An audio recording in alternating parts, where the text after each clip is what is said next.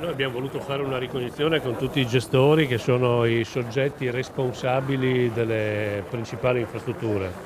Il mio compito è quello di riferire al Dipartimento della Protezione Civile Nazionale, quindi di rassicurare che il Friuli Venezia Giulia ha una condizione in ordine, rassicurante sul piano del monitoraggio e degli interventi sia progettuali da mettere in cantiere. Questo è emerso con nostra soddisfazione questa mattina, quindi noi continueremo a lavorare perché la nostra regione abbia delle condizioni infrastrutturali tranquille. È questo che emerge oggi.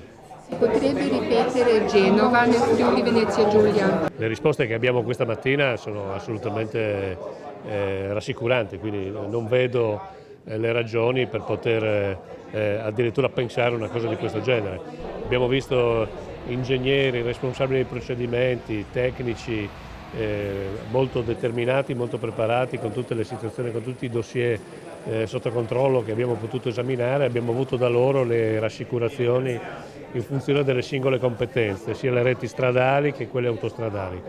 Quindi mi pare che la situazione sia abbastanza sotto controllo e quindi di poter dare quello che volevamo, un messaggio rassicurante ai nostri cittadini di poter utilizzare le reti della viabilità con tranquillità.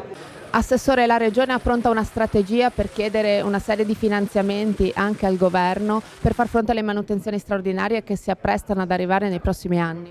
Sì, abbiamo fatto il punto della situazione con tutti i gestori di tutte le reti che sono presenti, stradali che sono presenti in Regione.